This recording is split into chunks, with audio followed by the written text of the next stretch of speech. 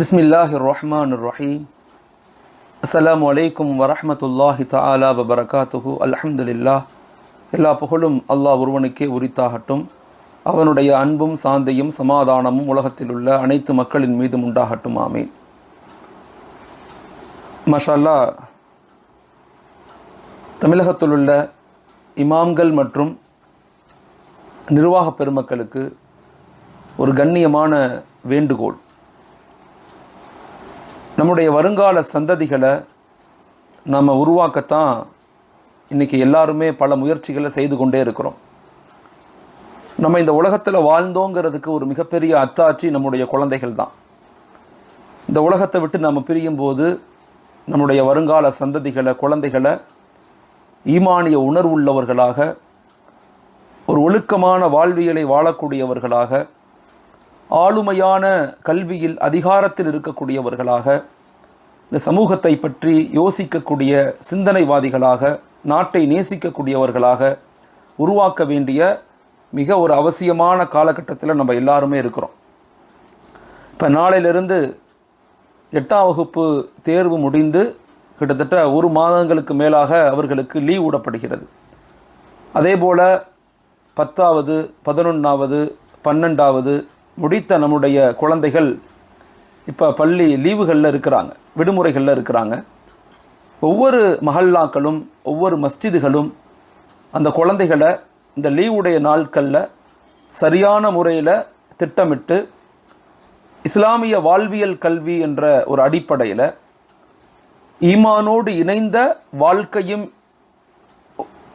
ஒருங்கிணைந்த வாழ்க்கையினுடைய முறை, பெற்றோர்கள், குடும்பம், வேலைவாய்ப்பு, திறமைகளை வளர்த்துக்கொள்ளுதல், ஒழுக்க மாண்புகள், வரலாறுகள், இப்படி பலதரப்பட்ட கருத்தியல் சார்ந்து வகுப்புகளை அவர்களுக்கு நாம் கொடுப்பதை கொண்டு ஒரு தலை சிறந்த சிந்தனைவாதிகளை நாம் உருவாக்க முடியும். ஒரு சமூக மாற்றம் உருவாக்கணும்னா நம்ம எல்லா நிலையிலும் முயற்சி செய்யணும். எங்கள் மஹல்லா பிள்ளைங்க இல்லை எங்கள் மஸ்ஜிதினுடைய குழந்தைங்க கெட்டு போயிட்டாங்க, அதை பண்ணுறாங்க, இதை பண்ணுறாங்கன்னு சொல்வதை விட அதற்கு உண்டான முறைகளை, முயற்சிகளை நாம் திட்டமிட்டு செய்யும்போது நம்முடைய குழந்தைகள் பாதுகாக்கப்படுவாங்க.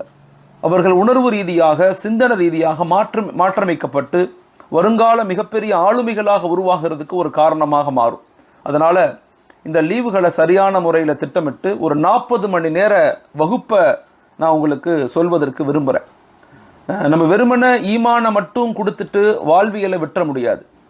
சில நேரங்களில் வாழ்வியலை கொடுத்துட்டு, திறமைகளை கொடுத்துட்டு ஈமானை விட்டுற முடியாது. இந்த ரெண்டும் 2 கண்கள் தான். இபாதத்து ஒரு கண்கள், இமாரத்து ஒரு கண். இந்த அல்லாவுக்கு செய்ய வேண்டிய கடமை, இந்த உலகத்துக்கு செய்ய வேண்டிய கடமை, இந்த ரெண்டையுமே சமநிலையில் நம்முடைய வருங்கால குழந்தைகளுக்கு நம்ம கொடுக்க முயற்சிக்கணும். அதுதான் நாம் வருங்கால ஜெனரேஷனுக்கு செய்யக்கூடிய மிகப்பெரிய ஒரு கடமையாக, அவசியமான ஒரு காரியமாக இருக்குது. அப்போ நம்ம என்ன செய்யலாம், நம்முடைய பாடத்திட்டங்களை எப்படி அமைச்சிக்கலாம் அப்படிங்கிறத கண்ணியமிக்க உலமா பெருமக்களுக்கும் நிர்வாக பெருமக்களுக்கும் நான் சொல்லிக்கொள்ள விரும்புகிறேன். அப்படிப்பட்ட முறையில் ஒரு பாடத்தை அமைச்சு நீங்கள் உங்கள் குழந்தைகளுக்கு, நம்முடைய வருங்கால சந்ததிகள் ஆண்களுக்கும் பெண்களுக்கும் தனித்தனியான உஸ்தாதுகளை பயிற்சி கொடுத்து நம்ம உருவாக்கும் போது மாஷா அல்லாஹ் ஒரு வலுவான, பலமான, மிகப்பெரிய ஆளுமையுள்ள, ஈமானிய உணர்வுள்ள, ஒழுக்கமுள்ள சமூகத்தை நம்ம உருவாக்க முடியும். நம்முடைய இந்த இஸ்லாமிய வாழ்வியல் கல்விங்கிற இந்த பாடத்திட்டம் நாம் எப்படி அமைச்சிக்கணும் அப்படின்னு சொன்னால் 4 முறைகளில் அமைச்சிக்கணும். இது ஒரு 40 மணி நேர வகுப்பு, ஒரு நாளைக்கு 2 மணி நேரம். அதாவது அதை ரொம்ப டார்ச்சர் பண்ணாமல், அவங்கள ஸ்ட்ரெஸ் பண்ணாமல், அழுத்தம் கொடுக்காம, ரொம்ப மகிழ்ச்சியான முறையில் நீங்கள் வருங்கால சந்ததிகளான நீங்கள் வருங்காலத்தில் எப்படி இருக்கணுங்கிற உணர்வு ரீதியான ஒரு வகுப்பாக இதை அமைச்சிக்கணும். இதுக்கு பேர் இவாலுவேஷன் டீச்சிங் மெத்தடாலஜின்னு சொல்லுவாங்க. வெறுமனே இன்ஃபர்மேஷனை ஷேர் பண்ணாமல் ஒரு டிரான்ஸ்ஃபரிங் நாலேஜ், உள்ளத்திலிருந்து அவங்களுக்கு அந்த சிந்தனைகளை, அந்த ஆற்றலை, அந்த வருங்கால சந்ததிகள் நம்ம எப்படி உருவாக்கப்படணும், இந்தியாவில் நம்முடைய நிலைகள் எப்படி இருக்குது, நாம் ஏன் வளமாக மாறணும் அப்படிங்கிற உணர்வு ரீதியான கருத்துக்களில் இந்த பாடத்திட்டத்தை நம்ம எடுக்க முயற்சிக்கணும். அல்ஹம்துலில்லாஹ். மொத்தம் இது 4 வகையான பிரிவுகளாக இந்த பாடத்திட்டத்தை நம்ம பிரிச்சிருக்கிறோம். முதலாவது 10 மணி நேரம் கொடுக்க வேண்டியது இஸ்லாமிய அடிப்படை கல்வி. இதை பேசிக்காக அவங்களுக்கு நம்ம கொடுக்கணும். இஸ்லாமிய அடிப்படை கல்வி 4 பகுதிகளாக பிரியும். இஸ்லாமிய அடிப்படை கல்விங்கிறது முதல் பகுதி. இந்த முதல் பகுதியில் 4 யூனிட்டுகளாக 4 அலகுகளாக நம்ம பிரிக்கிறோம். ஒன்று வந்து அல் குர்ஆன். குர்ஆனை அவர்கள் அவசியம் ஓதத் தெரிந்தவர்களாக உருவாக்கணும். ஒருவேளை குர்ஆனை ஓதத் தெரியாத மாணவர்களாக இருந்தால் அவர்களுக்கு குர்ஆனுக்கு முக்கியத்துவம் கொடுத்துட்டு மீதி உள்ள பாடங்களை நம்ம தனிப்பட்ட முறையில் அவங்களுக்கு நடத்துறதுக்கு முயற்சி செய்யணும். அவங்கள 2.5 மணி நேரமாக கன்வெர்ட் பண்ணணும். இந்த இஸ்லாமிய வாழ்வியல் கல்வியை 40 மணி நேரம் படிக்கக்கூடியவங்களுக்கு ஒரு நாளைக்கு 2 மணி நேரம், குர்ஆன் ஓதவே தெரியலை, இல்லை மஹ்ரஜஸ் இல்லை, இல்லை அவங்கள்ட்ட வந்து உச்சரிப்புகள் சரியில்லைன்னா இன்னொரு 1/2 மணி நேரம் எடுத்து குர்ஆனுக்கு சரியான முறையில் குர்ஆனை மட்டும் பயில்வதற்கு முயற்சிகள் நம்ம செஞ்சு கொடுக்கணும். இல்லைன்னா அதற்கு தனி நேரங்களை, ஈவினிங் நேரங்களை ஒதுக்கி அதுக்கு பயிற்சி கொடுக்கணும். அப்போ இந்த நம்முடைய இந்த 4 பகுதியினுடைய முதல் பகுதிங்கிறது இஸ்லாமிய அடிப்படை கல்வி. இஸ்லாமிய அடிப்படை கல்விங்கிறது 4 பிரிவுகளாக 4 அலகுகளாக பிரிக்கிறோம். முதலாவதாக அல் குர்ஆன். குர்ஆனை அவங்க வந்து முறைப்படி ஓதத் தெரிந்தவர்களாக இருந்தால் அவர்களுக்கு அவசியமாக குர்ஆனுடைய கடமைகள் என்ன, குர்ஆனுடைய வரலாறுகள் என்ன, குர்ஆன் எப்படி இறங்குனுச்சு, குர்ஆனுடைய முக்கியத்துவம் என்ன. இப்போ உதாரணத்துக்கு குர்ஆனுக்குன்னு சில கடமைகள் இருக்குது, அதை குழந்தைகளுக்கு சொல்லிக் கொடுக்கணும். பிலீவ் இட், அதை நம்ம நம்பணும். ரீட் இட், அதை நம்ம படிக்கணும். அண்டர்ஸ்டாண்ட் இட், அதை நம்ம விளங்கணும். பாண்டர் இட், அதை நம்ம ஆய்வு செய்யணும். ப்ராக்டிஸ் இட், அதை வாழ்க்கையில் அமல் செய்யணும். ஸ்ப்ரெட் இட், இதை மக்கள்கிட்ட கொண்டு போய் சேர்க்கணும். முதல் 5 விஷயங்கள் நமக்குரியது. 6வது ஒரு விஷயம் மக்கள்கிட்ட குர்ஆனை கொண்டு போய் சேர்க்கணும். அப்படிங்கிறத குர்ஆனுடைய வரலாறு, குர்ஆனுடைய கண்ணியம், குர்ஆனுடைய கற்பதின் அவசியம் என்ன, அது இறங்கிய விஷயங்கள் என்ன அப்படின்லாம் சொல்லி குறிப்பாக ஒரு 10 சூறாக்களை அவங்கள மனனம் செய்த வைக்கணும். அர்த்தங்களோடு மனனம் செய்ய வைக்கிறது. அதில் குறிப்பாக 4 சூறாக்கள் இதுதான் மிக முக்கியம். இந்த 4 சூறாக்களை அவங்க விளங்கி அதை புரிந்து ஒரு மாணவன் கற்றுக்கொண்டா அவனுடைய ஈமான் பாதுகாக்கப்படும். 1வது சூரத்துல் இஹ்லாஸ், குல் ஹுவல்லாஹு அஹத். இது ஈமானிய சிந்தனையை உரிய சூரா. அல்லாஹ் என்னை படைத்தவன் ஒருவன் தான், அவன் எப்பேற்பட்டவன் அப்படிங்கிற ஒரு விளக்கத்தை அந்த சூறாவை மனனம் செய்து அது அர்த்தத்தை புரிய வச்சு அதனுடைய விளக்கங்களையும் நம்ம சொல்லிக் கொடுக்கணும். 2வது சூரா சூரத்துல் கௌசர். அதாவது ஹஜரத் ரசூலுல்லாஹி ஸல்லல்லாஹு அலைஹி வஸல்லம் அவர்களுடைய சிறப்புகள் என்ன, அவர்களை நம்ம ஏன் கண்ணியப்படுத்தணும், அவர்கள் நமக்காக மஹ்ஷருடைய தினத்தில் காத்து கொண்டு இருக்கிறாங்க, அந்த ஹவுதுல் கௌதர் நீர் தடாகத்தில் நமக்காக நம்மளை எதிர்பார்த்து காத்து கொண்டு இருக்கிறாங்க, நமக்காக தியாகம் செய்தாங்க, அர்ப்பணித்தாங்க, அவர்களை நம்ம நேசிப்பது நம் மீது கடமை, அவர்களுடைய சுன்னத்துகளை வாழ்க்கையில் பின்பற்றுவது நம் மீது கடமை, அவர்களுடைய வரலாறுகளை நம்ம அறிவது நம் மீது கடமை அப்படிங்கிறத ரொம்ப ஆழமாக நபியினுடைய முஹப்பத்தை சொல்லி கொடுக்கணும். 3வது சூரத்துல் அஸ்ர், வல் அஸ்ர், அந்த சூறா இருக்குல்ல, அந்த சூறாவுடைய மனனம், அதை பற்றி அவங்களுக்கு புரிய வைக்கணும். வாழ்க்கைனா என்ன, யார் வெற்றியாளர்கள், யார் அல்லாஹ் ஏற்றுக்கொள்வான், நல்ல அமல்கள் நம்ம ஏன் செய்யணும் அப்படிங்கிற விளக்கத்தை அந்த குழந்தைகளுக்கு சொல்லி கொடுத்து, இந்த சூறாவினுடைய தான் இந்த யூனிவர்சல் லா ஆஃப் அப்படின்னு சொல்லுவாங்க. வல் அஸ்ர் சூறாவை ஒரு மனிதன் கற்றுக்கொண்டா உச்சகட்டமாக குர்ஆனுடைய எல்லா விளக்கங்களும் அந்த சூறாவில் இருக்கு. வாழ்க்கையினுடைய தத்துவங்கள் இந்த சூறாவில் இருக்கு. வாழ்க்கையின் நோக்கங்கள், யார் வெற்றி பெறுவாங்க, யார் தோல்வி அடைவாங்க அப்படிங்கிறத ரொம்ப அழகான முறையில் அல்லாஹ் அந்த சூறாவில் சொல்லி கொடுக்குறான். இது 3வது. 4வது இதா ஜா நஸ்ருல்லாஹ், 4வது சூறாவை கற்றுக் கொடுக்கணும். இந்த 4 சூறா, 4வது சூறாங்கிறது நிச்சயமாக அல்லாஹ் நம்மளை கைவிட மாட்டான், அல்லாஹ் எங்களை ஒருபோதும் கைவிட்ட மாட்டான், அல்லாஹ் எங்களை ஒருபோதும் மோசமான நிலையில விட்டுற மாட்டான். எல்லா நிலையிலும் அல்லாஹ்ட்ட நம்ம கேட்கணும். அல்லாஹ் கேட்கறத விரும்புறான், அல்லாஹ் கொடுக்கறத விரும்புறான், அல்லாஹ் மன்னிக்கிறத விரும்புறான், அல்லாஹ் மனிதர்களை நேசிக்கிறான் அப்படிங்கிற உணர்வுகளை இந்த 4 சூறாக்கள் மூலமாக அவங்களை ஏற்படுத்தி கொடுக்கணும். இது ரொம்ப மினிமம் டெவலப்மெண்ட் தான். பெருசா அவங்களை எக்ஸ்பிளைன் பண்ணணும்னு தேவையில்லை. ஒரு குறிப்பிட்ட கான்செப்டை வச்சு அந்த கான்செப்டை அவங்க முழுமையாக ஈமானிய குர்ஆன்ல இருந்து விளங்கிக்கிட்டாங்களா அப்படிங்கிறத அவங்களுக்கு சொல்லிக் கொடுக்கணும். இது முதல் பாடம். இஸ்லாமிய அடிப்படை கல்வியினுடைய 2வது பாடம் ஈமானியத், நம்பிக்கை, அல்லாஹ் மீது உண்டான நம்பிக்கை. ஏகத்துவம் என்றால் என்ன, ஏன் நம்ம இறைவனை ஒருவனாக அணைக்கிறோம், தூதுத்துவத்தின் காரணம் என்ன. ஈமானுங்கிறது 4 விஷயங்களை கொண்டு கட்டமைக்கப்பட்டிருக்குது.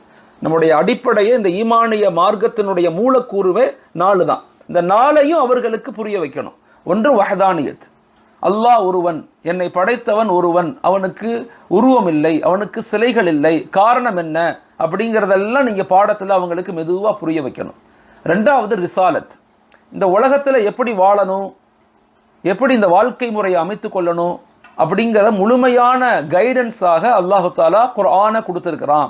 குர்ஆனுக்கு முன்னாடி தௌராத் இருந்துச்சு, இன்ஜீல் ஜபூர் இருந்துச்சு, இன்ஜீல் இருந்துச்சு. குர்ஆன் என்பது இறுதி வேதம். எல்லா வேதங்களுடைய அப்டேட் தான் குர்ஆன். குர்ஆன் எல்லாத்தையும் நமக்கு கற்றுக் கொடுக்கும். அந்த ரிசாலத்தை நபிமார்கள் மூலமாக அல்லாஹ் உலகத்துக்கு அனுப்புனா. நம்ம ஏன் குர்ஆனை பாதுகாக்கணும் அப்படிங்கிறத சொல்லிக் கொடுக்கணும். ஈமானிய மார்க்கத்தினுடைய மூலக்கூறான மூணாவது விஷயம் என்னன்னா ஷரியத். இந்த குழந்தைகளுக்கு ரொம்ப புரிகிற மாதிரி சொல்லணும். மார்க்கத்தின் நோக்கம் என்ன, ஷரியத்னா என்ன. ஷரியத் என்பது அடிமைத்தனம் கிடையாது. நம்ம தொழுகிறதுனால, நாம நோன்பு வைக்கிறதுனால, நாம ஜக்காத் கொடுக்கறதுனால அல்லாஹ்வுக்கு எதுவும் கிடைச்சி போறதில்லை. நம்ம செய்யாம விட்டுட்டா அல்லாஹ்வுக்கு எதுவும் குறைய போறதும் இல்லை. இந்த நோன்பு, இந்த தொழுகை, இந்த ஜக்காத், இந்த ஹஜ் என்பது மனித இனத்தினுடைய வளர்ச்சிக்கானது, மனித இனத்தினுடைய உருவாக்கத்திற்கானது. இந்த உலகத்தில் இயற்கையிலேயே பல கஷ்டங்களும் துன்பங்களும் இருக்கும். அதிலிருந்து மனிதன் விடுதலை அடையணும், அதிலிருந்து ஒரு நேரான வாழ்க்கையை வாழணும்னா அவனுக்கு ஒரு வழிகாட்டுதல் தேவை, ஒரு வாழ்க்கை முறை தேவை. அந்த வாழ்க்கை முறைக்கு பேர் தான் ஷரியத். ஷரியத் என்பது அடிமைத்தனம் அல்ல, ஷரியத்து தான் சுதந்திரத்தின் உச்சம். கட்டுப்படுதலை கொண்டே நம் வளர்ச்சி அடைய முடியுமே தவிர நாம் தான் தோண்டித்தனமாக நம்ம எப்படி வேணாலும் வாழலான்னு இருந்தால் நிச்சயமாக நம்மளால வெற்றியை அடைய முடியாது அப்படிங்கிறத குழந்தைகளுக்கு புரிய வைக்கணும். நாலாவது, இது எல்லாம் பெரிய பெரிய பாடம். நீங்கள் பாடம் நடத்தும் போது அந்த கண்டென்ட்லேருந்து நல்ல நல்ல சிந்தனைகளை கொண்டு வந்து நீங்கள் நிறைய படிச்சிருப்பீங்க, நிறைய கிதாபுகளை முத்தாலா செஞ்சுருப்பீங்க. அதை கொண்டு நம்ம சமுதாயத்துக்கு சரியான விளக்கங்களை கொடுக்க முயற்சிக்கணும். நாலாவது மிக முக்கியமானது ஆகிரத். இந்த உலக வாழ்க்கை நிரந்தரம் அல்ல, மறுமைதான் நிரந்தரம். இந்த உலக வாழ்க்கை எல்லாரும் மௌத்தா போவோம், மௌத்துக்கு பின்னால ஒரு வாழ்க்கை இருக்குது. நம்ம எப்படி இந்த உலகத்தில் பிறக்கிறது உண்மையோ மரணிக்கிறதும் உண்மை, மரணிக்கிறது எப்படி உண்மையோ மறுபடியும் எழுப்பப்படுதலும் உண்மை. இந்த உலகம் எப்படி உண்மையோ சொர்க்கமும் உண்மை, நாம எப்படி உண்மையோ அல்லாஹ்வும் உண்மை அப்படிங்கிறத அந்த குழந்தைகளுக்கு பிஞ்சிலேயே ஆரம்பத்திலேயே இந்த 4 விஷயங்களையும் ரொம்ப ஆழமாக கொடுக்கணும். நம்பிக்கை, நான் யாரை நம்பணும்? அல்லாஹ்வை நம்பணும், மலக்குமார்களை நம்பணும், நபிமார்களை நம்பணும், வேதங்களை நம்பணும். இந்த நம்பிக்கைகளை ரொம்ப ஆழமாக நீங்கள் சொல்லிக் கொடுக்கணும், இதை புரிய வைக்கணும். இது 2வது பகுதி இஸ்லாமிய அடிப்படை கல்வியில். இஸ்லாமிய அடிப்படை கல்வியினுடைய 3வது பகுதிங்கிறது என்னன்னா இபாதத். இபாதத் மிக முக்கியமானது. தட் இஸ் கால்டு இஸ்லாம். இபாதத்துங்கிறது என்னன்னா, ஈமானுங்கிறது நாம அல்லாஹ் நம்ம கூட இணைய முயற்சிக்கிறது. இஸ்லாமுங்கிறது என்னன்னா நாம அல்லாஹ் கூட இணைய முயற்சிக்கிறது. ஈமானுங்கிறது நம்பிக்கை, இஸ்லாமுங்கிறது செயல்பாடுகள். இதை ரொம்ப ஆழமாக குழந்தைகளுக்கு புரிய வைக்கணும். உதாரணத்துக்கு இஸ்லாத்தினுடைய பாடங்கள் நமக்கு எல்லாத்துக்குமே தெரியும். சுத்தம், தஹாரத்தை பற்றி அவங்களுக்கு சொல்லிக் கொடுங்க. கலிமா, இந்த வார்த்தை எவ்வளவு முக்கியமானது. அஷ்ஹது அல்லாஹ் இலாஹ இல்லல்லாஹ் வ அஷ்ஹது அன்ன முஹம்மதன் அப்துஹு வ ரசூலுஹு என்ற அந்த ஆழமான கருத்தியல் தான் நம்மளை இந்த உலகத்தில் இயக்குது அப்படிங்கிறத குழந்தைகளுக்கு புரிய வைங்க. வெறுமனே இன்ஃபர்மேஷனாக குழந்தைகள்கிட்ட பேசாம உணர்வு ரீதியாக உள்ளத்திலிருந்து ரூஹானியத்தா அமல்கள் செய்து ஒவ்வொரு குழந்தையின் மீதும் கவனம் செலுத்தி நாங்கள் வெளிப்படுத்தும் போது ஒரு வலிமையான சமூகத்தை நாம் உருவாக்க முடியும். அதனால கலிமா. அப்புறம் தொழுகையினுடைய இம்பார்ட்டன்ஸ் என்ன, தொழுகும் போது எப்படி ரூஹானியத்தா தொழுகணும், நோன்பு எதுக்கு வைக்கணும், ஜக்காத் எதுக்கு கொடுக்கணும், ஹஜ் அதனுடைய அமல்களுடைய தாத்பரீகம் என்ன அப்படிங்கிறத ரொம்ப அழகா சொல்லி கொடுக்கணும். உதாரணத்துக்கு சுத்தத்தை கொண்டுதான் இறைவனை அடைய முடியும். சுத்தத்தை அல்லாஹ் விரும்புகிறான், அதனால சுத்தமாக இருக்கணும். கலிமாங்கிறது வார்த்தை, வாயிலிருந்து வரக்கூடிய வார்த்தை, இது நாவால் மொழிகிறது. தொழுகை என்பது நாவாலையும் செயலாலையும் செய்கிறது. நோன்பு என்பது வார்த்தை, சொல்லால், செயலால், உணர்வுகளால் வெளிப்படுத்தது.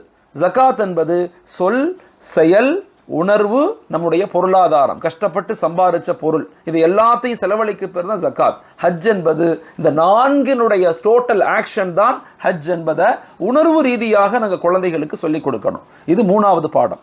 4வது பாடம் அஹ்லாக், பண்பியல், இஹ்சான். அல்லாஹ் விரும்பக்கூடிய பண்புகள் என்னென்ன குழந்தைகளுக்கு சொல்லிக் கொடுக்கணும். அல்லாஹ் என்னென்ன பண்புகளை விரும்புவான். குர்ஆன்ல 10 பெரிய பண்புகள் சொல்லப்படுது. அல்லாஹ் விரும்பாத 10 குணங்கள் என்ன, அல்லாஹ் எதை விரும்பலாம், நான் அதை உங்களுக்கு இன்ஷா அல்லாஹ் யாராவது கேட்டிங்கன்னா நிச்சயமா நான் அந்த கிதாபை, அந்த ஆய்வுகளை நான் உங்களுக்கு ஷேர் பண்ணுவேன். அல்லாஹ் எதை விரும்புவான், எதை விரும்ப மாட்டான். சொர்க்கவாதிகளுடைய 10 பண்புகள் என்ன குர்ஆன் சொல்லுது. இதெல்லாம் குர்ஆன் நமக்கு சொல்லி காட்டுது. ஹஜரத் ரசூலுல்லாஹி ஸல்லல்லாஹு அலைஹி வஸல்லம் அவர்கள் வாழ்க்கையில் பின்பற்றிய 10 பண்புகள் என்ன? இது மாதிரி 10 பண்புகளாக அல்லாஹ் விரும்பும் 10 பண்புகள், அல்லாஹ் விரும்பாத 10 பண்புகள், சொர்க்கவாதியினுடைய 10 பண்புகள், ஹஜரத் ரசூலுல்லாஹி ஸல்லல்லாஹு அலைஹி வஸல்லம் அவர்கள் தன் வாழ்க்கையில் முழுமையாக பின்பற்றிய முக்கியமான 10 பண்புகள். இந்த அஹ்லாக்ங்கிற பாடத்துல இந்த பாடங்களை மட்டும் நீங்க எடுத்தாவே மாணவர்களுக்கு மத்தியில் ஒரு மாற்றம் வரும். ஸோ இந்த 4 அலகுகளை கொண்டதுதான் முதல் பகுதியான நம்ம சொல்லக்கூடிய இஸ்லாமிய அடிப்படை கல்வி. இஸ்லாமிய வாழ்வியல் கல்வியினுடைய 2வது பகுதி அப்படிங்கிறது இஸ்லாமிய மனிதவள மேம்பாடு. மிக முக்கியமான பகுதி. மனிதர்களை நாம வளமாக மாற்றணும். இன்னைக்கு 25 கோடி முஸ்லீம்கள் இந்தியாவில் வசிக்கிறோம். ஆனால் எங்களுடைய பங்களிப்பு என்ன? இந்த நாட்டினுடைய சமூகத்தினுடைய உருவாக்கத்தினுடைய கண்டுபிடிப்புகள் எங்களுடைய பங்களிப்பு என்ன? ஹஜரத் ரசூலுல்லாஹி ஸல்லல்லாஹு அலைஹி வஸல்லம் அவர்கள் மதினாவுடைய 10 வருஷத்துக்கு பின்னாடி நாம இஸ்லாமிய சமூகம் இந்த உலகத்தை 1318 ஆண்டுகள் அறிவால், சிந்தனையால், ஆற்றலால், கண்டுபிடிப்புகளால், பொருளாதாரத்தால், அரசியல் மாற்றங்களால், கலாச்சாரங்களால், இப்படி எல்லா துறைகளிலையுமே பங்களிப்பு அளித்து இந்த உலகத்தை நிர்வகிக்கக்கூடிய மிகப்பெரிய ஆளுமையான சமூகமாக இருந்ததன் காரணம் என்னன்னா, ஹஜரத் ரசூலுல்லாஹி ஸல்லல்லாஹு அலைஹி வஸல்லம் அவர்கள் மனிதர்களை உருவாக்குனாங்க, ரிஜால்களை உருவாக்குனாங்க. That is called human resource development. மனிதர்களை வளமாக மாற்றணும். அது தீனுடைய மிக முக்கியமான பண்பு. அதை எப்படி செய்யணும்? அப்ப இஸ்லாமிய மனிதவள மேம்பாடுங்கிறது 2 பகுதிகளாக பிரிவும். ஒன்று இருக்குது இஸ்லாமிய மனிதவள மேம்பாடு, இன்னொன்று இஸ்லாமிய மனித மேலாண்மை மேம்பாடு. அதாவது நம்மளை நாமே எப்படி சரி செஞ்சுக்கணும், மற்றவங்கள்ட்ட எப்படி நடந்துக்கணும். Personal development, personality development, characteristic development. 2 development மீதும் கவனம் செலுத்தணும். தன்னை பற்றியும் நம்ம யோசிக்கணும், மற்றவர்கள்ட்ட நம்ம எப்படி நடந்துக்கிறோம், நம்மளால யாரும் பாதிக்கப்படாமல் இருக்காங்களா, இது 2ம் இணைந்ததுதான் இஸ்லாமிய மனிதவள மேம்பாடு. இஸ்லாமிய மனிதவள மேம்பாடுங்கிறது 4 அலகுகள், 4 யூனிட்டை கொண்டு உருவாக்கியிருக்கோம். ஒன்று சுய மேம்பாடு. ஒரு மனிதன் சுயமாக எப்படி வளர்ச்சி அடையணும், சுய மேம்பாட்டு அடிப்படையில் நம்ம எப்படி டெவலப் பண்ணணும். இப்போ சுய மேம்பாடு அப்படிங்கிறதுனா என்ன அப்படிங்கிறத இஸ்லாமிய 10 வாழ்வியல் முறைகள், 10 இஸ்லாமிய வாழ்வியலுடைய சுய மேம்பாட்டினுடைய கருத்துக்கள்னு சொல்லி இஸ்லாமிக் லைஃப் சிஸ்டம் அப்படிங்கிறத ஒன்று உருவாக்கியிருக்கோம். அப்போ அதை மையப்படுத்தி நம்முடைய சுய மேம்பாட்டு கருத்துக்களை நம்ம என்ன செய்யணும், கொண்டு வரணும். உதாரணத்துக்கு சுய பரிசோதனை. ஒரு மாணவன் தன்னைத்தானே எப்படி சுய பரிசோதனை செய்யணும், வாழ்க்கையின் நோக்கம் என்ன அப்படிங்கிறத அவங்கள்ட்ட ஒரு கேள்வி கேட்கணும். நிலையான வளர்ச்சி, சரியான வளர்ச்சி, நிலையான வளர்ச்சி. நம்ம ஏன் கடந்த 300 வருஷமா பலகீனமாயிட்டோம்னா, ஆன்மீகத்துக்குள்ள போனவங்க சமூகத்தை பத்தி யோசிக்கிறது இல்ல, சமூகத்துக்குள்ள போனவங்க பொருளாதாரத்துல ஸ்டெபிலிட்டி ஆகிறது இல்ல, பொருளாதாரம் சம்பாதிக்கணும்னு போயிட்டு பிள்ளைங்களை படிக்க வைக்கிறது இல்ல. இன்னைக்கு பிள்ளைங்களை படிக்க வைக்கணும்னு ஆசைப்படுறோம், குழந்தைகளை தீனோடு இணைக்கிறது இல்ல. அப்ப நாம சமநிலையை இழக்கக்கூடாது. அப்புறம் கவனம் எப்படி செலுத்தணும், உணர்வு ரீதியான சிந்தனைகளை எப்படி கொண்டு வரணும், தொடர் முயற்சிகளை எப்படி செய்யணும், நம்பிக்கையான நிறைவான உறவுகளை எப்படி கொண்டு வரணும் அப்படிங்கிறதெல்லாம் இந்த சுய மேம்பாட்டு கருத்துக்களை நம்ம கொண்டு வர்றோம். இது மனிதவள மேம்பாட்டினுடைய முதல் பாடம். மனிதவள மேம்பாட்டினுடைய 2வது பாடம்ங்கிறது மனித மேலாண்மை. நான் முதல்ல சொன்னேன், அதுக்கு பேர் அதாலத். மற்றவங்கள்ட்ட நேர்மையாக எப்படி நடந்துகிறது, அதுல ஒருங்கிணைந்த ஆன்மீக வளர்ச்சி, ஆன்மீக ரீதியாக நம்ம எப்படி ஹோலிஸ்டிக் டெவலப்மெண்ட் இன்னைக்கு ஆய்வுகள் சொல்லுது. அதாவது அறிவு சார்ந்து, ஒழுக்கம் சார்ந்து, திறமைகள் சார்ந்து, அப்ளையிங் நாலேஜ், சமூகத்தை பற்றியும் கவலைப்படக்கூடிய விஷயத்துக்கு பேர் தான் ஒருங்கிணைந்த வளர்ச்சின்னு சொல்றாங்க. அப்போ உடலியல் ஆரோக்கியத்தின் மீது எப்படி கவனம் செலுத்தணும், மனித உறவுகளை எப்படி நம்ம சரி செய்யணும். உதாரணத்துக்கு அல்லாஹ் தாலா 12 மனித மேலாண்மை தன்மைகளை குர்ஆன்ல கூறுறான். 12 மனித மேலாண்மை, மனிதர்களை எப்படி மேலாண்மை செய்யணுங்கிறத அல்லாஹ் தாலா குர்ஆன்ல 12 இடங்கள்ல குர்ஆன் ஆயத்துகள்ல சொல்லி கொடுக்குறான். அதே மாதிரி வாழ்க்கையில ஹஜ்ரத் ஸல்லல்லாஹு அலைஹி வஸல்லம் 12 மனித மேலாண்மைகளை உருவாக்கி எப்படி சஹாபாக்களை கையாண்டாங்க. உதாரணத்துக்கு யுமா ரஹ்மத்தின் மினல்லாஹி லின்தலஹும் வலவ் குன்த ஃபல்லன் கலீலல் கல்பி லன்ஃபல்லு மின் ஹவுலிக், இப்படி சில ஆயத்துகள் அல்லாஹ் என்ன சொல்றான் சொல்லி எப்படி ஹஜ்ரத் ஸல்லல்லாஹு அலைஹி வஸல்லம் மக்களிடத்துல எப்படி 12 மனித மேலாண்மைகளை கையாண்டாங்க. அதே மாதிரி ஹஜ்ரத் ரசூலுல்லாஹி ஸல்லல்லாஹு அலைஹி வஸல்லம் தன்னுடைய படிநிலைகள், மேம்பாட்டினுடைய படிநிலைகள் எப்படி நம்ம மேம்படணும், ஸ்டெப்பா எப்படி நம்ம மேம்படுத்தி கொண்டு வரணும். அதே மாதிரி விழுமியங்கள், மனித மேலாண்மையினுடைய 4 விழுமியங்கள். அன்பாக பேசணும், மக்களை ஏற்றுக்கொள்ளணும், மக்களை மன்னிக்கணும், எல்லா நிலையிலும் சுய மேம்பாடை பற்றி சுயமாக நான் நல்லா இருக்கணும், நான் மட்டுமே நல்லா இருக்கணும்னு யோசிக்காம சுயநலமாக இல்லாமல் பொதுநலமாக எப்படி இருக்கணும் அப்படிங்கிறதெல்லாம் மனித மேம்பாட்டினுடைய மேலாண்மை விஷயங்கள். இது 2வது பகுதி. 3வது பகுதி இஸ்லாமிய உளவியல் மேம்பாடு. உளவியல் சார்ந்து நம்ம ஏன் கோபம் வருது, நமக்கு அதனால் ஏற்படக்கூடிய நோய்கள் என்ன, எப்படி ஒரு மனிதனுக்கு ஸ்ட்ரெஸ் வருது, அதனால் ஏற்படக்கூடிய பாதிப்புகள் என்ன, அப்புறம் டிப்ரெஷன், ஒரு மனம் இறுக்கமாக எப்படி மாறுது, அதனால் ஏற்படக்கூடிய இதெல்லாம் குர்ஆன் நமக்கு சொல்லி கொடுக்குது. இஸ்லாமிய உளவியல் மிக முக்கியமான பாடம். இதெல்லாம் ரொம்ப ஆழமாக நாங்கள் படிக்கும்போது வருங்கால மாணவ சமுதாயத்தை வலுவாக மாற்ற முடியும். இப்போ அதுக்கு நம்ம எப்படி முயற்சி செய்யணும், கோபங்களால் ஏற்படக்கூடிய நோய்களை அதிலிருந்து எப்படி தவிர்த்துக்கணும், எப்படி பக்குவப்படணும், உலகங்களை எப்படி ஆசைப்படாமல் இருக்கணும், மனிதர்கள் நம்ம எப்படி ஏற்றுக்கணும், உறவுகளோடு எப்படி சேர்ந்து வாழணும், ஏழைகளை எப்படி நம்ம கவனிக்கணும், மனசை எப்படி ரிலாக்ஸ் பண்ணணும், இது எல்லாத்தையுமே இஸ்லாமிய உளவியல் பாடத்தில் நீங்கள் சொல்லிக் கொடுக்கணும். ஓகே. 4வது இஸ்லாமிய மனிதவள மேம்பாட்டு 4வது விஷயம் நபி வழி தலைமைத்துவம், இந்த ப்ரொஃபட்டிக் லீடர்ஷிப். இதெல்லாம் இளைஞர்களுக்கு பெண்களுக்கு நம்ம அவசியமாக சொல்லிக் கொடுக்கணும். தலைமைத்துவத்தினுடைய அடிப்படை தன்மைகள் என்ன, இஸ்லாமிய தலைமைத்துவத்திற்கும் ஏனைய லீடர்ஷிப் குவாலிட்டிக்கும் உள்ள வித்தியாசம் என்ன, அல் குர்ஆன் கூறக்கூடிய 10 தலைமைத்துவ பண்புகள் என்ன, ஹஸரத் ரசூலுல்லாஹி ஸல்லல்லாஹு அலைஹி வஸல்லம் அவர்கள் வாழ்க்கையில் பின்பற்றிய 17 தலைமைத்துவ பண்புகள் அது என்ன அப்படிங்கிறது எல்லாத்தையுமே நம்ம என்ன செய்யணும், இந்த மனிதவள மேம்பாட்டு பாடத்தில் அவங்களுக்கு சொல்லிக் கொடுக்கணும்.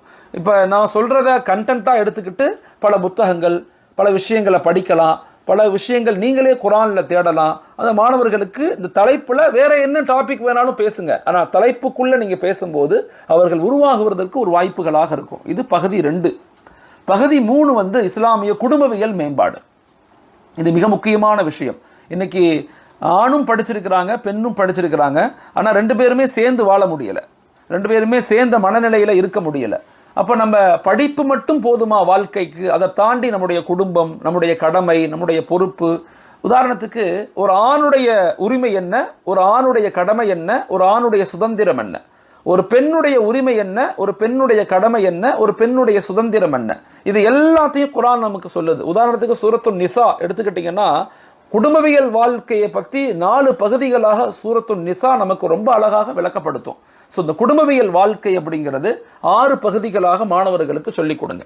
குடும்பவியல் அப்படிங்கிறது 6 மிக முக்கியமான பொறுப்புகளோடு நம்ம செயல்படணும் அப்படிங்கிறத மாணவர்களுக்கு சொல்லிக் கொடுங்க. ஒன்று, நமக்கும் அல்லாஹ்வுக்கும் மத்தியில், நம்முடைய படைத்தவனுக்கு மத்தியில் உண்டான ரிலேஷன்ஷிப் எப்படி இருக்கணும், அதை ரொம்ப ஸ்ட்ராங்காக நம்ம வச்சுக்கணும் அப்படின்னு சொல்லிக் கொடுங்க. 2வது, நமக்கும் நம்முடைய பெற்றோர்கள், நம்முடைய முன்னோர்கள், நம்முடைய முன்னோர்கள் இவர்களுக்கு மத்தியில் நம்ம தொடர்புகள் எப்படி இருக்கு. உதாரணத்துக்கு இன்னைக்கு நாம முஸ்லீமா இருக்கிறோம்னு சொன்னா அதுக்கு காரணம் நம்முடைய பெற்றோர்கள்.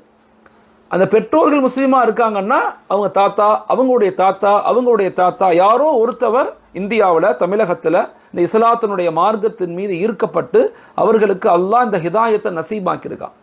அந்த ஹிதாயத் நசீபானதனுடைய விளைவு தான் இன்னைக்கு நீங்களும் நாங்களும் முஸ்லீம்களாக இருக்கிறோம். ஸோ முன்னோர்களை கம்பல்சரி நம்ம நினைக்கணும், அவர்களுக்காக துவா செய்யணும், அவர்களுக்காக தான தர்மங்கள் செய்யணும், அவர்களை பற்றி நம்ம வாழ்க்கையில் நம்முடைய வருங்கால சந்ததிகளுக்கு சொல்லிக் கொடுக்கணும்.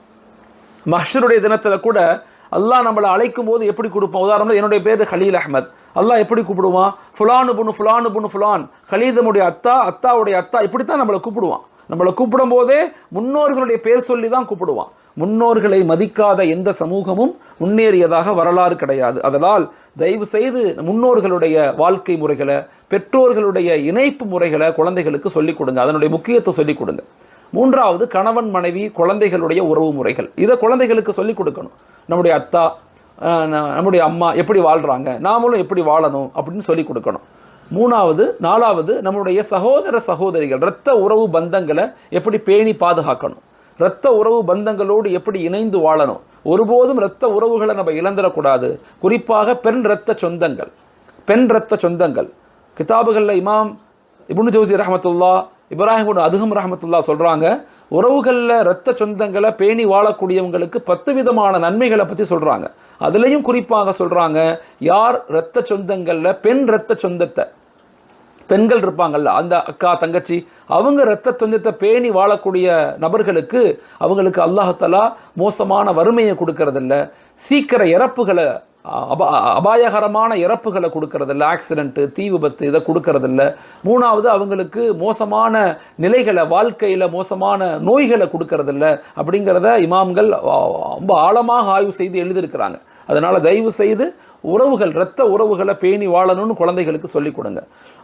அஞ்சாவது வந்து நம்முடைய நண்பர்கள், அவங்களோட எப்படி இருக்கணும், அக்கம் பக்கத்து வீட்டுக்காரர்கள் எப்படி இருக்கணும், நம்முடைய கூட வேலை செய்யக்கூடிய எம்ப்ளாயிஸ், கொலீக்ஸ், அவங்களோட நம்ம எப்படி இருக்கணும், அவங்கள்ட்ட அன்பாக விட்டு கொடுத்து இறக்கப்பட்டு உதவி செய்து வாழணும். ஆறாவது, நம்முடைய இந்தியா போன்ற பெரிய நாடுகளில் பல மதங்கள், பல நம்பிக்கைகள், பல கலாச்சாரங்கள், பலவிதமான வழிபாட்டு முறைகள் மக்கள் அதிகமாக இருக்கிறாங்க. அவர்களோடு நம்ம எப்படி வாழணும், இந்தியர்களாக, தமிழர்களாக, மொழி ரீதியாக, உணர்வு ரீதியாக நம்ம அவங்களோட எப்படி தொப்புள் கூடி உறவுகளாக சேர்ந்து இருக்கணும், அதனுடைய முறைகள் என்ன அப்படிங்கிறத கற்றுக் கொடுக்கணும். இதெல்லாம் கற்றுக் கொடுக்கறதுக்கு பேர் தான் இஸ்லாமிய குடும்பவியல் வாழ்க்கை. இது இஸ்லாமிய சமூகவியல் பாடம்ங்கிறது மிக முக்கியமான ஒரு பாடம். அதுக்குள்ள இதை இணைத்து சொல்லிக் கொடுக்கணும். இது வந்து 3வது பாடம் பகுதி. 4வது பகுதி அப்படிங்கிறது வந்து இஸ்லாமிய அறிவு மேம்பாடு. இஸ்லாமிய அறிவு மேம்பாடு. இந்த இஸ்லாமிய அறிவு மேம்பாடு மிக முக்கியமானது. உலகத்தில் மொத்தம் 118 ஆய்வுத்துறைகள் இருக்கு. இந்த 118 ஆய்வுத்துறைகளையும் குர்ஆன் பல இடங்கள்ல மிக ஆழமாக எக்ஸ்பிளைன் பண்றது. நாம அந்த சிந்தனைகள்ல படிக்காததுனால, அந்த சிந்தனைகள்ல குர்ஆனை படிக்காததுனால, குர்ஆனை ஆய்வு செய்யாததுனால, ஹதீஸை ஆய்வு செய்யாததுனால நமக்கு அது தெரியல. ஹஸரத் ரசூலுல்லாஹி ஸல்லல்லாஹு அலைஹி வஸல்லம் அவங்களுடைய வாழ்க்கையில சஹாபாக்களுக்கு ஹஸரத் ஸல்லல்லாஹு அலைஹி வஸல்லம் ஒரு 6 கல்விகளை கற்றுக் கொடுக்குறாங்க ஆய்வுகள் அடிப்படையில். ஒன்று வந்து மேலே சொன்ன மாதிரி இஸ்லாமிய அடிப்படை ஈமானிய வாழ்க்கை முறை, குர்ஆன், ஹதீஸ், ஃபிக்ஹ், இது போன்ற விஷயங்கள். இது ஒரு பகுதி. இது மேலே படிச்சுட்டோம். நம்ம இஸ்லாமிய அறிவு மேம்பாடை நம்ம 6 பகுதிகளாக பிரித்து மாணவர்களுக்கு சொல்லிக் கொடுக்கணும். ஒன்று, இஸ்லாமிய வரலாறு. வரலாறுகளை மிக முக்கியமாக குழந்தைகளுக்கு சொல்லிக் கொடுக்கணும். இந்த நாடு நம்முடையது, இந்த நாட்டு மக்கள் நம்முடைய மக்கள், இந்த தேசம் நம்முடையது. இங்கே பேசக்கூடிய மொழி, நான் பிறந்தால், நான் இறப்பால், நான் இங்கே தான் இருப்பேன், நான் இங்கே தான் பிறப்பேன், இங்கே பிறந்தேன், நான் இங்கே தான் வாழ்வேன், நான் இங்கே தான் இறந்து போவேன், இது என்னுடைய நாடு அப்படிங்கிற உணர்வுகளை வரலாற்று ரீதியாக குழந்தைகளுக்கு நம்ம சொல்லிக் கொடுக்கணும். 2வது, இஸ்லாமிய சமூகவியல். நான் முதல்லே சொன்ன மாதிரி இங்கே பலதரப்பட்ட மக்கள் இருப்பாங்க, பலதரப்பட்ட மனிதர்கள் இருப்பாங்க, பல நம்பிக்கைகள், பல கோட்பாடுகள், பல வாழ்க்கை முறைகள். இவர்களோடு எப்படி இணைந்து வாழணும். அதில் இண்டிவிஜுவாலிட்டி அண்ட் இண்டிவிஜுவலி நம்ம எப்படி இருக்கணும், இன்ஸ்டிடியூஷனலி நம்ம எப்படி இருக்கணும் அப்படிங்கிறதையும், தனி மனிதனாக நம்முடைய வாழ்க்கையை சமூகவியல் ரீதியாக எப்படி அமைச்சுக்கணும், கூட்டாக இருக்கும்போது நம்ம வாழ்க்கையை பிஹேவியரிசம் எப்படி அமைச்சுக்கணும் அப்படிங்கிறதையும் உங்களுக்கு என்ன தெரியுமோ சொல்லிக் கொடுங்க. இதை வந்து பெரிய பெரிய புத்தகங்கள் படித்து அப்படியெல்லாம் தேவையில்லை. நிறைய இளம் உலமாக்கள் இன்னைக்கு நிறைய படிச்சிருக்கிறாங்க. மூத்த உலமாக்களுடைய சரியான வழிகாட்டுதல் நமக்கு இருக்குது. அவர் அந்த பாடங்கள், அந்த விஷயங்களை முன்னெடுத்து உங்களுக்கு என்ன தெரியுமோ, என்ன கற்றுக்கிட்டீங்களோ அதை இந்த தலைப்புகளில் அவர்களுக்கு சொல்வதற்கு முயற்சி செய்யுங்க. 3வது, இந்த உலகத்தினுடைய அறிவியல் மற்றும் கல்வித்துறையில் நம்முடைய முன்னோர்கள் செய்த சாதனைகள் என்ன, நம்முடைய முன் சென்ற லீடர்ஷிப் குவாலிட்டி உள்ள ஆட்கள் யார், சஹாபாக்கள்னா யாரு, தாபியின்கள்னா யாரு, இமாம்கள்னா யாரு, கண்டுபிடிப்பாளர்கள் யாரு, ஃபேனை கண்டுபிடிச்சது யாரு, பிளேட் ஆரம்பத்தில் கண்டுபிடிச்சது யாரு, கிதாபை கண்டுபிடிச்சது யாரு, ஃபாதர் ஆஃப் மாடர்ன் சர்ஜரி அல் கவாரிஸ்மி, அவங்கெல்லாம் எப்படி கண்டுபிடிச்சாங்க அப்படிங்கிறதெல்லாம் இன்னைக்கு நிறைய ஆய்வுகளில், நிறைய புத்தகங்களில் எழுதப்படுது. அதெல்லாம் நீங்கள் என்ன செய்யலாம்னா சுருக்கமான முறையில் கல்வி மற்றும் அறிவியல் துறையில் நம்முடைய முன்னோர்கள் சாதித்த சாதனையாளர்கள் யாரெல்லாம் அப்படிங்கிறத நீங்கள் விளக்கப்படுத்தலாம். இது 3வது அலகு. இஸ்லாமிய அறிவு மேம்பாட்டினுடைய 4வது பகுதி அப்படிங்கிறது இந்திய சட்டம் மற்றும் இஸ்லாமிய தனியார் சட்டம். இந்த ரெண்டையுமே நம்ம கற்றுக் கொடுக்கணும். இப்போ இந்திய சட்டம், இந்திய அரசியலமைப்புங்கிறது உலகத்திலேயே பெரிய அரசியலமைப்பு. இந்த இந்திய அரசியலமைப்புங்கிறது 4 விஷயங்களை கொண்டு உருவாக்கப்பட்டுள்ளது. ஒன்று பிரியாம்பல்னு சொன்னால் முகவுரை. இந்திய அரசியலமைப்பினுடைய சாராம்சமே அந்த முகவுரை தான். அதில் தான் வந்து நாடுனா என்ன, நாட்டு மக்கள் எப்படி இருப்பாங்க, எல்லாத்துக்கும் உரிமை இருக்குது, social justice, social economy, social education, நம்ம எல்லாத்துக்கும் எல்லாமே கிடைக்கணும், ஈக்குவாலிட்டி எல்லாமே கிடைக்கணுங்கிற கருத்தியலை ரொம்ப ஆழமாக சொல்லக்கூடிய ஒரு பாடம் தான் முகவுரை. அது கான்ஸ்டியூஷனுடைய ஒரு பகுதி. கான்ஸ்டியூஷனுடைய 2வது பகுதிங்கிறது ஷரத்துக்கள், சட்டங்கள். சட்டம் நம்பர் 1, 2, 3 இது மாதிரி கிட்டத்தட்ட 395 சட்டங்கள் இருக்குது. இதில் குறிப்பாக நம்முடைய அடிப்படை உரிமைகள், பேச்சுரிமை, எழுத்துரிமை, கருத்துரிமை, தொழக்கூடிய உரிமை, மதரசா நடத்தக்கூடிய உரிமை, கல்வி நிலையங்கள் நடத்தக்கூடிய உரிமை, தொழில் புரிவதற்கு உரிமை, இந்த உரிமைகளை எல்லாம் நம்ம என்ன செய்யணும், மாணவர்களுக்கு சொல்லிக் கொடுக்கணும். சட்டங்களை சொல்லிக் கொடுக்கும்போது தான் ஒரு வலிமையான கட்டமைப்பை நம்ம ஏற்படுத்த முடியும். சட்டங்கள் தெரியாதவர்கள் கோழைகளாக மாற்றுவார்கள் என்கிறது கம்யூனிசம் மிக அழகாக சொல்லும். சட்டங்கள் தெரியாதவர்கள் வருங்காலத்தில் கோழைகளாக மாறுவாங்க. அதனால குழந்தைகளுக்கு சட்டங்களை சொல்லிக் கொடுக்கணும். அந்த வீடியோவும் நான் உங்களுக்கு அனுப்புகிறேன். தனியார் சட்டம்னா என்ன சொல்லிக் கொடுக்கணும், ஷரிய சட்டத்தில் என்ன சொல்லிக் கொடுக்கணும் அப்படிங்கிறதையும் நான் உங்களுக்கு இன்ஷா அல்லாஹ் ஒரு வீடியோவாக நான் செஞ்சு உங்களுக்கு நான் ஷேர் பண்ணுவேன் இன்ஷா அல்லாஹ். அதே மாதிரி எலெக்ஷனை பற்றி, ஓட்டுரிமையை பற்றி, சிட்டிசன்ஷிப், இது நமது நாடுங்கிற குடியுரிமையை பற்றி, இது எல்லாத்தையும் இந்த இந்திய அரசியலமைப்பு சாசனத்தில் சொல்லணும். அந்த சட்டங்களில் ஒரு 4 மிக முக்கியமான சட்டங்கள், 6 முக்கியமான சட்டங்களை நீங்கள் வெளிப்படுத்தணும். முஸ்லீம் தனியார் சட்ட வாரியம், நமக்காக உருவாக்கப்பட்ட முஸ்லீம் பர்சனல் லா போர்டு. உலகத்தில் இந்தியாவில் 2 சட்டம் இருக்குது. ஒன்று குற்றவியல் சட்டம், இன்னொன்று குடும்பவியல் சட்டம். இந்த குடும்பவியல் சட்டத்தில் நமக்கு உரிமை இருக்குது.